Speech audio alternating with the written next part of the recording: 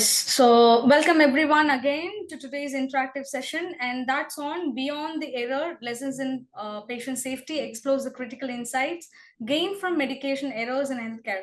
And these incidents serves as opportunity to analyze systemic gaps, and also we will be able to focus on what has to be done if error occurs and what is the approach we have to do it. And I have introduced myself already, and we have Dr. Pari Rajuvelu. He is our consultant surgeon, Sundara Medical Foundation, and he is our founder for SkillsforMed. And I have to say, he is a person with interest in quality. And in addition, he is a great mentor, orator, and his keen focus is towards upskilling the nurses. That's how his vision, the SkillsforMed, originated from the healthcare professionals. So to begin with, medication error and effects, let's consider a real life example to set the context for the discussion. So here we have a scenario. So let us start with this. So because the scenario gives us a clear idea what is this about. So here in the scenario, it is patient was prescribed as hydrolyzine for hypertension, but was mistakenly administered hydroxyzine and antihistamine. So you all know what is the action difference between the two actions. So this led to a poor blood pressure control and unnecessary sedation for the patient. So, doctor, could you please say what is happening here actually? Yeah, this is an example of, look, now the errors happening because of look-alike, sound-alike drugs. Before we get into it, I saw a few raised hands. So are they still there? No. Okay, right. So as we call it LASA drugs, right? The look-alike and sound-alike drugs. So Yes. this drug, because whether they look the same or when you pronounce like this particular example, hydrolyzine and hydroxyzine, they sound the same. So because of these errors happen. And why did these errors happen? If as we saw in the poll, the most contributing factors are systemic issues. Either you don't have the proper systems in place to identify these lookalike and soundalike drugs, or there has been communication errors, mostly transcription errors, because when you hear hydrolyzine, you sometimes mistake it to be something other, and you write it down. So it is a communication error which results in wrong transcription of the drug. And also workflow challenges. Now, when you probably are working and there are some interruptions or other factors, this also can lead to lack of concentration and the wrong drugs can be given. So LASA is a very important cause of medication error, and I'm glad that you highlighted this particular example. Yes, sir.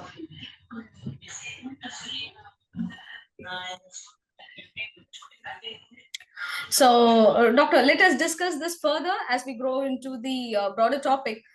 Can you start explaining like what is actually the medication error and their impact in the healthcare? Okay, medication error is actually any deviation from a prescription. Having said that, the prescription also can have errors, right? So the doctor also makes wrong, sometimes writes the wrong dosage or wrong frequency. So if you look at it, if you look at the whole medication cycle, the doctor first writes the prescription. Errors can happen in that. Then have sometimes the nurses transcribing the prescription onto the drug chart. So that will lead to transcription error. And then the third is the dispensing error. So when they go to the pharmacy to get the drug, sometimes the pharmacist makes a mistake, and that is called the dispensing error. But what we are now discussing is what is known as the administration error. When the nurses administer the drug, there are certain errors which can happen. Why we are focusing on this administration error is almost majority, 50 to 60% of medication errors happen during administration. Though about 10% during the doctor's prescription, another 12% during dispensing, maybe about 5% in transcription may happen. But majority is happening during the administration, and the nurses and doctors are the ones who are responsible for this step also, mostly the nurses. So the result, the type of errors could be either, you all know about the 5 rights, right? So any of the 5 rights go wrong. that is the route is not correct, or the drug type or the dose or the timing, if any one of these goes wrong, then that results in a administration error. This is assuming that the prescription has been written correctly. Even then, these errors happen at the bedside. And it was very clear, doctor. It was Thank very you. clear. Yes. And can we, I'm sorry.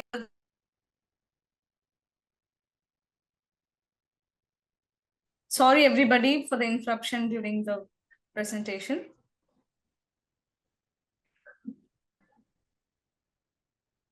Yes, doctor. So can you explain like how it impact?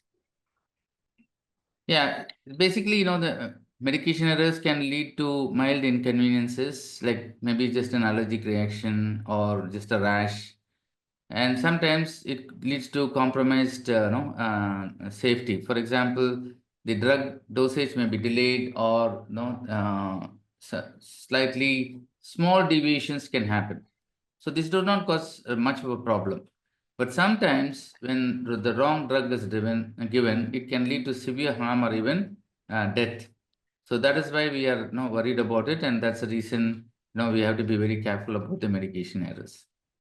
Okay, okay, yes, because when it comes to fatality, it sounds very no, it's a great threat to the healthcare when it happens like that. So can you tell us like how such errors typically happen, and is there a framework to understand this? Actually, what is happening like that? Yeah, and I'm glad you asked that. There is a framework called the Swiss cheese model. I think we are Yes. not all familiar with Swiss cheese. Basically, Swiss cheese is the cheese which has got holes in it. We probably have to change the simile to maybe masala vada model or something like that. Okay. So, but that has got only one hole. Whereas the Swiss cheese has got multiple small holes. And why this model is chosen is these are all the errors. All the holes are errors. But when all of them align together, then only the mistake happens. So there may be a wrong prescription, there may be a wrong transcription, there may be a wrong dispensing. All of them align for a particular patient, and that Yes. leads to an error. So that is why many times, even though we make errors, it doesn't reach the patient. So this is a nice model to understand any error, not only medication error, any error which happens in the hospital. And the all these are known as the hazards, the dangers.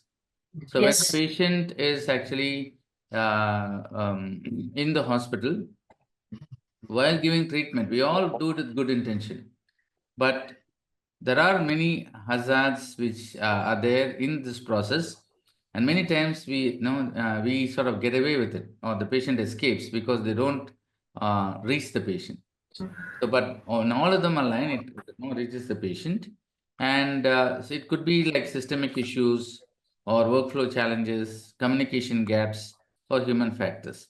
So all of them, when they align, then it leads to the mistake.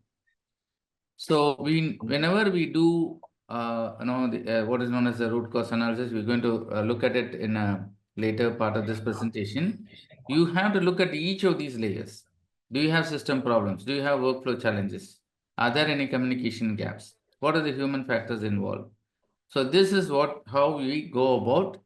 This model helps us in inquiring about the causes for these mistakes happening. So you also look at this particular example, you could see how the Swiss cheese model leads to adverse events. So Stella, you want to take us through this? Yes, sir. So it like based on your the previous explanation, how the medication error is caused. So when we go through this, that was even using the Swiss cheese model, it starts from the education. So incomplete training on the LASA medication. What is actually LASA, and how we have to differentiate it, how we have to store it. The proper training must be done. So that will be the initial stage, which will be a lack for the nurses if they are committing any mistakes. and that is like in the basic education. And not only the training, so not only the education part, you give the knowledge, you have to conduct like the mock drills or the simulations, how the nurses could able to excel in identifying or react to those event, or to prevent that from the adverse events. And the next comes the policies. So we educate, we train, but we lack in the policy. That is called SOP, the standards of procedures. So which is very basic, and we have to like fix it to a like SOP, and we have to adhere to it, and we have to sustain in practicing towards it. So absence of a clear LASA medication policy would also be a contributing factor. And we follow all these three, and we fail in storaging, because altogether I think most of them will be aware about the LASA has to be stored in a different places. And not only about storage, we have to have a proper labeling. So it should have, and we should have a pamphlet outside the medication cupboard showing what is look-alike medications we have, what all the sound-like medications we have, a different coloration. And at last, like no, we should even have a communication factor. We all do those things, and we miss out communication. So because a verbal order or the unclear handovers, which is like improper follow of the phone etiquettes, also may contribute to the factors. And at last, we all do all these things, and it's the failure in the checklist. So using the medication administration checklist, so the major thing, we have to take the drug chart with us, and dual check and double eye check when we learn LASA belongs to high alert medications. And fail in the checklist also contribute to the factor. So this is about the adverse event medication error occurs when we look in through this Swiss model. So Looks like there's a lot of people are appreciating this slide. Thank you so much. thank you. A lot of emojis. Yeah. So let's get into the how we are going to analyze the Yes. So any error which happens in the hospital, you have a very systematic approach towards the problem. So the first step is problem identification. And once you identify the problem, you need to have a team, first of all. You form a team, and that team will start brainstorming. So we will actually explain each one of these steps in a little bit of detail with the constraint of time we have, but we still are going to explain each one of these steps. And then using the brainstorming, you look at possible and probable causes. So once you have that, you can get into a root cause analysis. So what I see usually is, whenever a medication error happens, what do? You say RCA kappa, Yes. It's like even in sleep, if you ask, what are you going to do? All of us will say RCA kappa. RCA kappa, yes. Because, but I feel the first three steps are very, very important before even you get into the RCA. So you need to take time to identify the problem, like using the model which we just showed you, the Swiss cheese model. That will help you to understand the layers of the problem. Then you form a team and brainstorm them, and then you do the possible causes, then get into RCA, then into corrective and preventive action, and finally action plan and follow-up. So this is what in this webinar we are going to discuss. So I wanted to know, because I think you had experience in getting the team and brainstorming, to take what is brainstorming, how do you do it, and what will happen if you do it. Yes, sir. So as we have said, the brainstorming plays a major role, because we have to sit in a team and we have to discuss what actually happened or if any incident occurs. So it is a crucial in generating diverse perspectives and innovative solution. Actually, it involves the team collaborating without judgment during the idea. I pass the idea, it should not be judgmental, and no criticism is welcome for that. So that's how we promote the team to give all the ideas. And we have various methods in brainstorming that we'll see in the future slides. And like each method has its own strength, and depending on the problem and the team dynamics. I think I can get into the method. Like before that, I told you like a group of people. It is not only the nurse or the only particular department will be involving in the brainstorm. So if the incident, this is a medication error. So I just wanted to involve the nursing unit who have like administered the medication, for example, and the nursing head, who will be the chief leader of the meeting, and the pharmacist. and the doctor, because he could provide a different idea and what are all the possible factors can be caused, and hospital administrator to fix up the policies and rules. Equally, the quality assurance team has the role, and clinical pharmacist during this meeting. So that all the multidisciplinary team has to involve in the brainstorming. It is not focused about one team. Yeah, I think I want to say here the importance of actually having somebody from the administration in such exercises. Many times Yes. you will decide so many things and then we go back to the admin and Yes. say, we don't have the money for that or some other. Yes. Okay. Yes. So right from the beginning, if you involve them, then they will understand the seriousness of what's happening. No, actually. Yeah. So sometimes our solutions are overlooked. Yeah. So I think it's very important to have this multidisciplinary team. Yes. And here comes like the types of brainstorming. Because brainstorming, like for now, I guess most of them would have heard only at least the term of brainstorming. So there are various methods. Unknowingly, we would have done all these methods, but we don't know what is actually it is named under. So first we'll start off with the classic brainstorming. That is like a team gathers in a particular venue and they will start discussing how to reduce the medication error, for example, keeping this as an incident, and ideas flows freely from different people, including for example, double checking prescription, adding color coded, one might say improve patient education about the medication. So various ideas will be coming from different people, and that is like in a team you're sitting and you're contributing your points. And there is another type called round robin brainstorming. That is like in a meeting, like each person will suggest one strategy. See, classic brainstorming is giving a free flowing ideas. Whatever it comes in mind, you are telling it up. Round robin is something you have to keep in your mind, that is about a strategy. Like for example, one suggests using a barcode. That's all a strategy. Like another might say setting up the alert in the system. And the next might say, like for example, refresher training for the staff. This is all a strategy which you can implement in your organization. And I wanted to explain about the mind mapping. So mind mapping is like visually connecting ideas. So imagine you're drawing a diagram like a round figure which has a medication error in the center and which has all the branches. So all the branches would say like which includes like technology, might be due to the education, or might be due to the policy, lack of double verification protocols. When you talk, you will give a lot of ideas. So that is classic and round robin. But during mind mapping, you will have a board, and or no, you will draw in the board and the group will be there. You will be drawing figures and all, so visually you can see and you can connect with what has actually happened. And next is like SWOT analysis. SWOT analysis is like the team evaluates the medication administration process. Like it has strength, weakness, and opportunities. Like strength is like you can say efficient barcode scanning, someone have said that is a strength point, valid. And there might be a weakness point, lack of staff training in the new software. So and there might be opportunity point wise, you can say like funding available for safety initiatives. And threat is like high patient load leading to rushed process.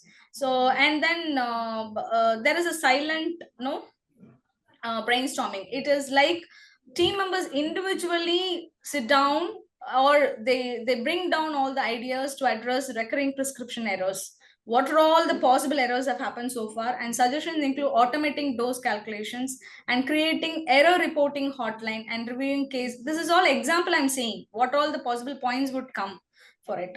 And like based on this, you can choose which type of brainstorming. I think, sir, most of them will use the classic and round robin type of brainstorming. Yeah, I mean, or collaborated way. They will start with classic and they might end up with strategical ideas. And if they could, based on the errors, if they could select whichever is suitable, it would be great. yeah, mind mapping is a fantastic tool. No, it's a visual tool. Then people can just keep adding branches. Yes, yes. So that also leads to a lot of new ideas.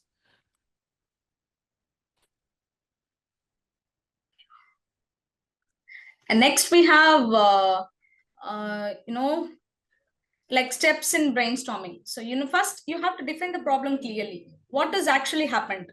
You should not have any bias, like what is actual incident, That should be exactly discussed. And we have to set ground rules. I think defining the problem, you have to be very concise. What actually happened? How can we reduce the medication error related to Lassa drug? Should be a direct question to the team, whomever is leading up that brainstorming, and set the ground rules. No judgmental or criticizing the ideas, as I have said already. So usually we used to say some comment, and the other person might know, like overrule that person and say, no, this idea will not work out. Nothing like no idea will work out. Something could contribute to some great things even.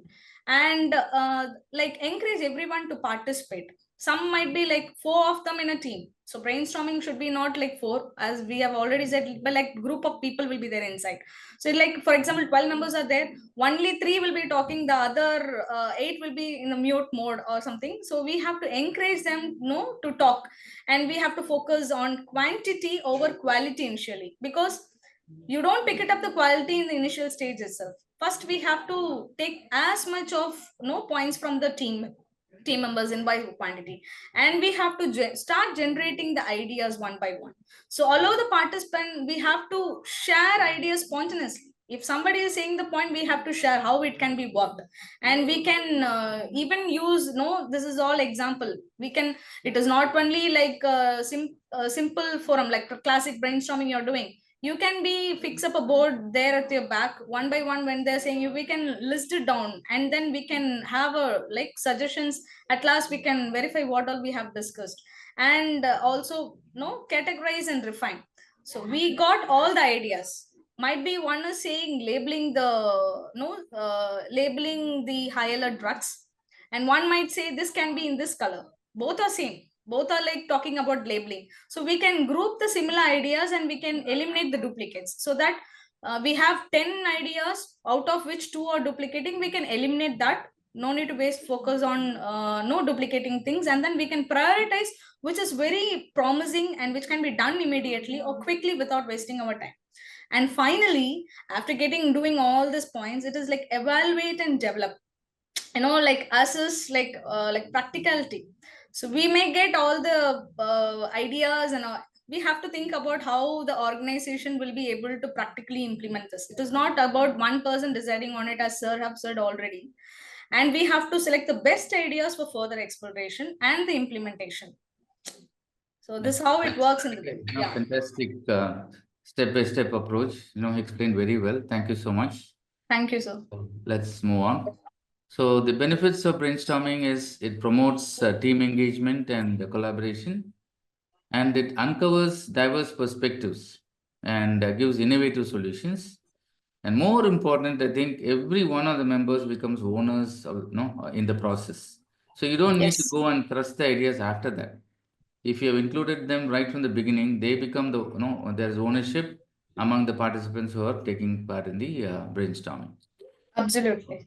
So in this, scenario, I wanted to give you one real life example which happened, when we did brainstorming.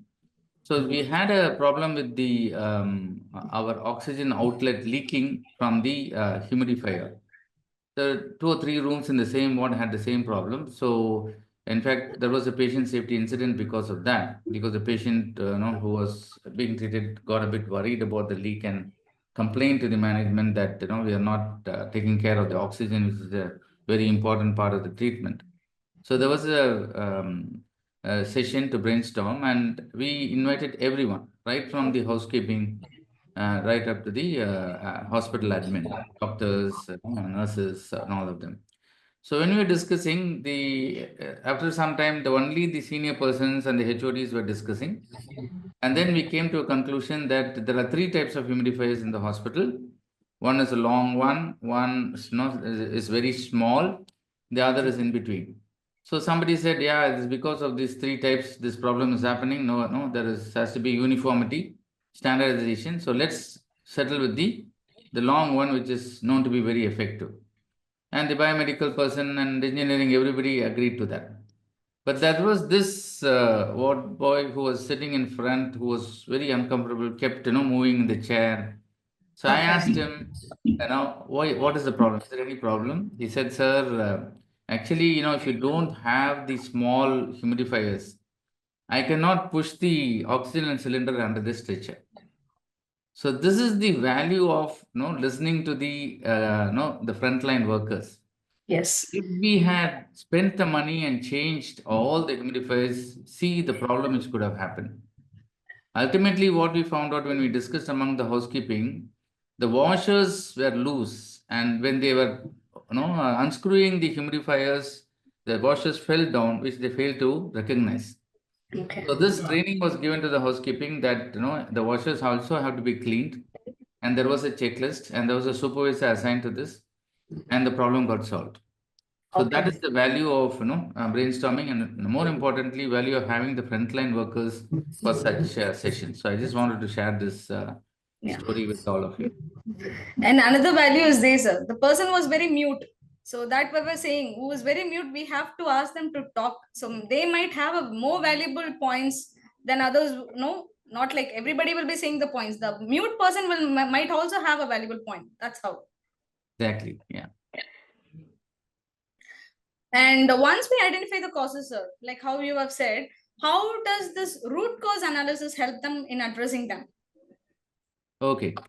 So basically, root cause analysis, as this picture shows, we are digging into the root cause of the problem. So what you see on the surface is only the symptom, but actually the root cause lies hidden.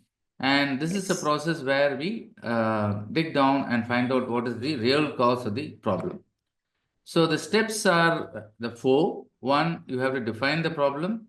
Then you have to define the process, identify the possible causes, and then implement the solutions. So we already looked at how to define the problem, and Yes. also looked at to define the process. So now this is very helpful in root cause analysis because you don't need to do it all over again. Now all you have to do is identify the possible causes and implement the solutions. So one way to do it, all of us are very familiar with this, fishbone analysis, whether it's vegetarian or non-vegetarians. Both of us in the healthcare do this fishbone analysis. So the 4M or 5M, man, method, machine, material, and you sort of put under man, lack of awareness, lack of manpower, poor communication, method, absence of double checking, machine, there is no bar coding, and material is the environment, and the arrow is the actual symptom, that is the Lassa drug causing medication error. And there is something called the Gemba. Gemba is actually the Japanese word for workplace. So in the Japanese Toyota production system, it came from that particular patient safety framework. So whatever process happens, don't sit in the office or in your seminar room and do this solution. All of us have to walk to the workplace. That is why it is known as go to the Gemba. Gemba in Japanese is to the workplace, and do a direct observation. Discuss with those people who are actually doing the process, and then not try and do get into it.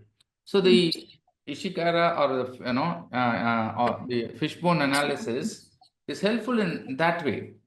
To sort of just like mind map, it gives you a overall picture. But actually, the next method, what we're going to talk about, the YY analysis, is very important in getting to the root cause. One root cause which actually would be the problem. So I want you, Slila, to explain that. Yeah, sure, sir, sure. So we like the problem statement here. So we can start up like that, like wrong medication was administered due to confusion between Lassa drugs. So we'll be moving on to the why analysis. So the thing is like when each of them say one point, the other person has to take a step in asking why this happened, so that we'll get a solution. At last, we'll have a exact root cause. Has said one possible cause for the error, we can find it out easily. So why this wrong medication administered? When we ask why, the nurse wouldn't have realized that she's carrying a wrong medication, and she have already administered to the patient, and she was not able to rectify to analyze she was carrying the wrong one. And why it would have been the possible cause, we might think the drug label was not properly checked against the prescription. She wouldn't have taken the drug chart with her, and the drug label, she wouldn't have cross-verified. The triple check has to be done before giving medication to the patient. She would have missed it. And why this would have happened? If we think about that particular nurse, if we go directly and ask her why this has occurred, she will say, I was very hurried to give the medication and I was loaded up with a lot of patient. I'm one person loaded, or I was like too much stress. I was not able to, I have skipped the verification. So that would have been the point from her side.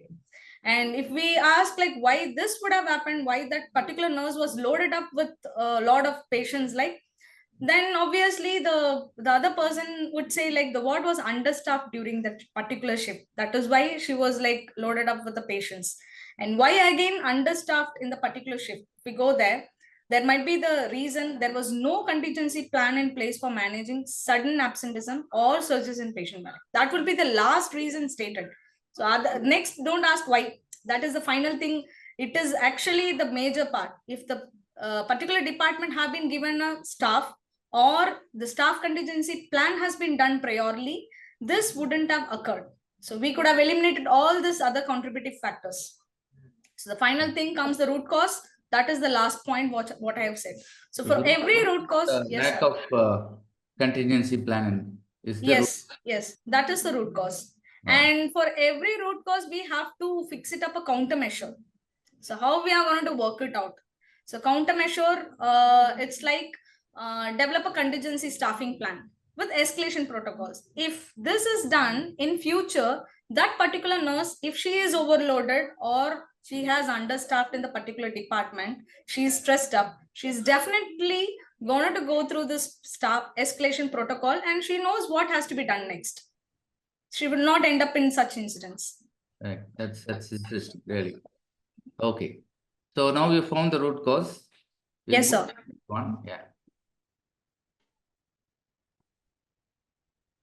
So this YY analysis is okay, sir. Then after that, we have to go for corrective action and preventive, which is always called as kappa done. If incident occurs, they will say kappa is done. So what is actually kappa? Like how we have to do it? Yeah. So your suggestions on that, sir? I think all of us keep telling kappa because you want that cup of tea. Yes. Right?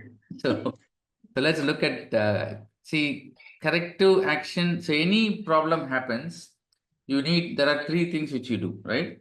One is correction, the second is corrective action, and the third is preventive action.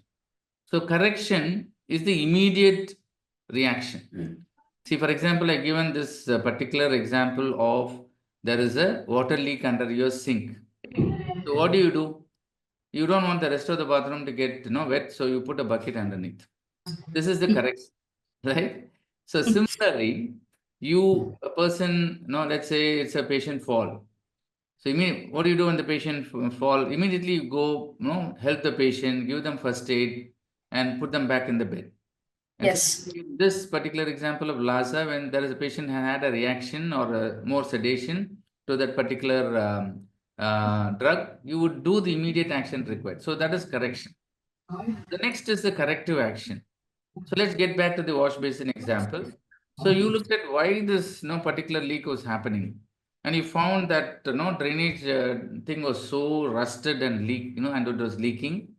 So you brought a new plumber who actually bought a new pipe and fitted it, and that's it. That problem is done. So this is the corrective action.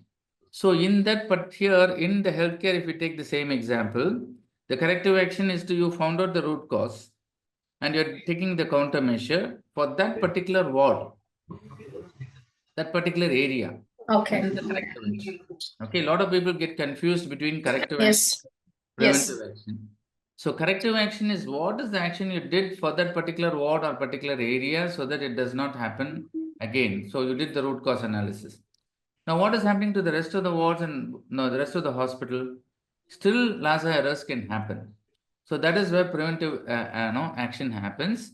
So you need to address system gaps or the policies in place. And then it involves updating the policies and SOPs, revising the training modules, and then communicating training to all these. So for example, in your house, if one wash basin leaks, go and look at all other wash basins in the house, and that is preventive action. Similarly, in the hospital, you need to make sure that the Lhasa problem does not happen in any part of the hospital. So that is the difference between corrective action, and preventive action. I thought I'll first explain this, and then we will Yes. get into how what we do. Yes. Okay. So in the corrective action, it is first notifying the medical team. You inform the doctor, monitor the patient, write an incident report, do an RCA, and communicate the error. So that's what immediately you would have done. So then you sit in the ward, you look at all your protocols, all your labeling, whether you have technology, what is the awareness of the other nurses about the LASA. You do a interview and see whether they actually know about it. If not, do the training and update the SOPs if they are required. Update the training materials you are required. So you have done for your area. Maybe it's a medical ward or oncology ward. This problem happened. So you have corrected for that particular area. So, and then you do that for the rest of the hospital, that becomes a preventive action. So many times I find the person who writes the incident itself will write the CAPA in many hospitals. Okay. Yes. That is, you cannot, you only write an incident report. It is then, that particular department has to do the CAPA. Then it comes to the quality team. They involve all the members in the various areas of the hospital, and then they will do a preventive action plan. So that is how this has to be done. And here, is an example of how you could, uh, there are example of how lookalike drugs, and there is, I want to just tell about this Thalman lettering. We don't do it actually. In the West, they do it. And this also is standardized, as you can see, on the right side. It's either the Institute of Safe Medical Practice or, a certain institutions. They give this recommendation of how to use Tallman lettering for lookalike drugs. So you just know the capitals are also there, and they're also tall. Okay. Easy to detect that. Okay, when you see the Tallman lettering, you know that it is a Lhasa drug Okay. instead of putting a label. Okay. Okay. So this Okay. is another way of preventing Lhasa errors. Okay, we're coming to the last part. So let's talk about the action plan and follow-up. So before I ask Stella to discuss about the action plan, I wanted to bring in the concept of low-hanging fruits. So there are so many causes you can put in the fish bone analysis, and so many things you can change. But in the you have to prioritize it. So the root cause analysis, when you do, you need to look at the vital or most important, what benefits the patient. More important is what doesn't involve cost. The administration Yes. likes that. Okay, Yes. you can do a change without asking them for money. They will do it, and then be Yes. practical. Most important, don't try to change a lot of things. People, first of all, don't like change. So you make small wins, but you have a plan for 6 months and then keep doing these things. So I just thought Yes. I'd tell about this concept of low hanging fruits. Now I think we are really running out of time. So if we can tell about the action plan, and then Yes, we'll sir. pick up. Yeah, yeah. So I will brush it up quickly. So we would have planned the action plan like based on the root cause analysis. And as Sir said, like we have to prioritize the action plan. You have done the action plan, everything together. We have to prioritize this. Like if it is cost involved, push it to the back because you have a lot of things to get approval from the management and all. The first thing we are going to focus on staff training. So which is very easy. The least method first will focus on, and that will be done by the nurse educator. For when you're prioritizing action plan, this should be the pattern. What is the action plan you're doing and who is going to do that, who is responsible actually, and how you're going to do it. So obviously about this topic, it is like conduct the LASA training. And the next will be the protocol adherence. So it is like how the protocol, obviously the quality team will be involved and they will review the LASA compliance. If there are any necessity, they may even revise it based on the organization protocols and reduce the drug mix up. So the third thing, how it works is like pharmacy team will involve and they can even conduct regular audits in the ward setup.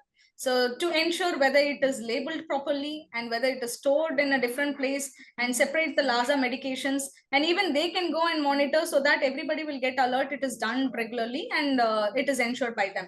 And reduced incident related to understaffing. So that is the actual root cause why we found here. They have two different people have the role.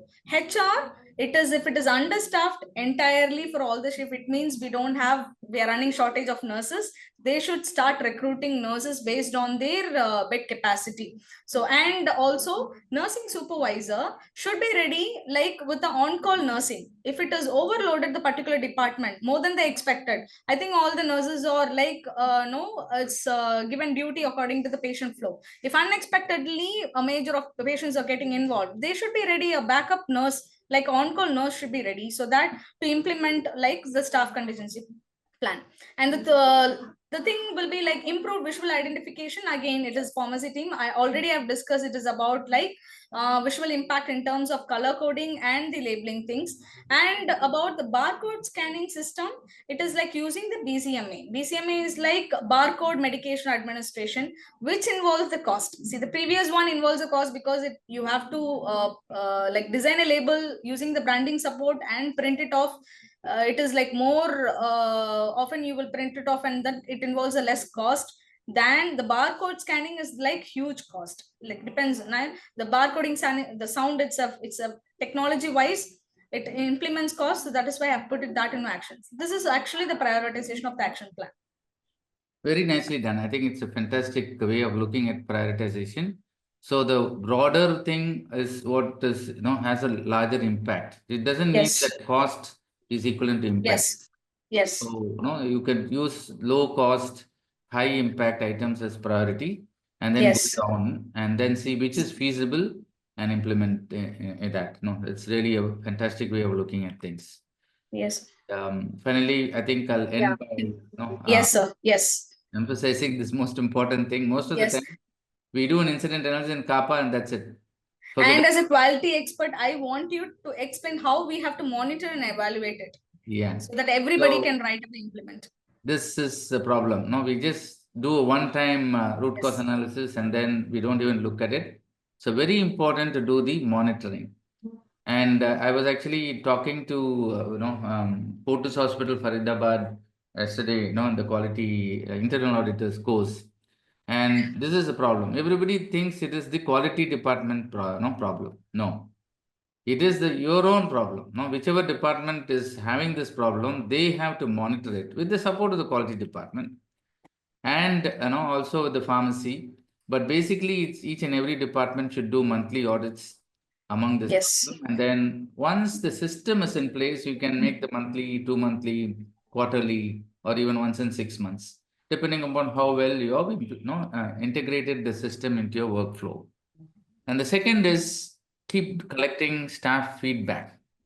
So maybe they have better ideas as they keep working. So you could with that feedback you will also improve. And then with the data you get, you track the frequency of LASA error. So one is known as the one very nice way to do is the run chart. You put the dates or even the months, and then write the number of errors, medication errors happening in your area, and do a graph and try to bring the graph down. So this is a visual thing. You can put it in the changing room or where the staff or or if they have a common area to look at, not definitely in a patient facing area. So the patients will get scared, right? So you have to put it in a private area where all the healthcare workers can see. The run chart is a very useful way of changing behaviors. So for that, you need the metrics. You need to do the audits on a regular basis. So I think monitoring and evaluation is a very, very important part. So let's finish off with the summary. So basically, how to learn from mistakes. So today we took up the example of medication error. First, define the problem. What are we trying to improve? That's the question. And once you have the problem well defined, go to the incident and draw the process map. So this is going to the Gemba. We talked. Yes. Going to the yes. Yes. And once you find out the process and you know the problem, then you do the root cause analysis. You can do the 5i or the fishbone analysis. And then you identify the root cause and the goals, prioritize and see which are the low-hanging fruits.